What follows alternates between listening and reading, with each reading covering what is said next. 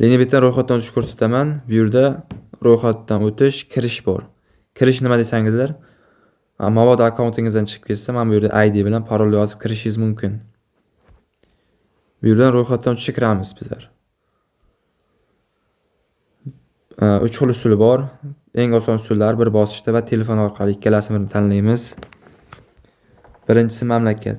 Qayerda bo'lsangiz o'sha yerga kiritasiz. Bu yerda valyuta, xohlagan valyutangizni qidirib topishingiz mumkin. Mana bu yerdan yozib, biz so'mda o'ynaymiz. Bu yerda bonus olish uchun promokod kiritamiz. DB23. Shuni kiritib ro'yxatdan o'tsak, sizga 100% bonus beradi. Bonusda sport uchun, kazino gamis o'yinlari uchun olsak bo'ladi, ikkalasidan birini tanlaymiz. Va ro'yxatdan o'tishga bosamiz.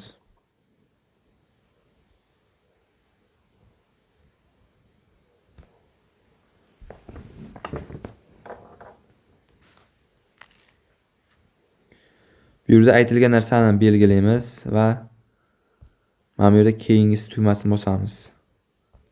Motosikl deyapti va bosamiz uni ham. Bu to'g'ri belgilaman. Bu yerda aylana bor, mana aylana ko'rib turganlaringizdek. O'shanga bosamiz.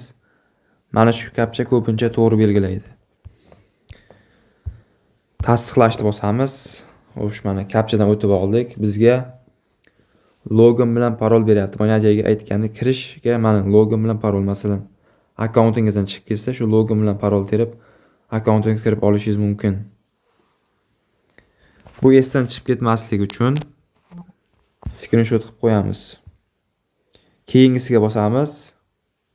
Mana sirasi akkauntimizga olib o'tdi. Endi pastda menu degan joyga bosamiz va mana bu yerda shaxsiy ma'lumotlar degan joy turibdi. O'shanga bossak,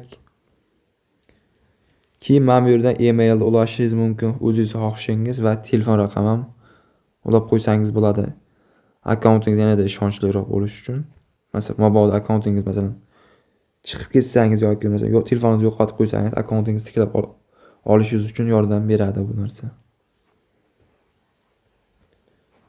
Xo'sh, eng kerakli joyi mana bu yerda ma'lumotlarni to'ldiring deb mana qalamcha turibdi, o'shanga bosamiz.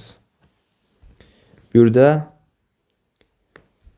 pasport ma'lumotlaringizni to'ldirib chiqasizlar, hammasini to'g'ri kiritasizlar, ism, familiya. Keyin buni to'ldirib bo'lganlaringizdan keyin saqlashni bossangizlar, qalamcha yo'qoladi. Mana bu yerda ism, familiyangiz ko'rinadi. Mana bu yerda. Keyin mana bu yerda mana hisob to'ldirish uchun degan narsa turibdi. O'shanga bossangiz ham bo'ladi. Bu yerda mana burchakda nastroyka turibdi, so'roq. O'shanga bossak ham bo'ladi. Bu yerda mana hisob to'ldirish, pul chiqarish bo'limi mavjud. Bemalol hisob to'ldirib pul chiqarishingiz mumkin.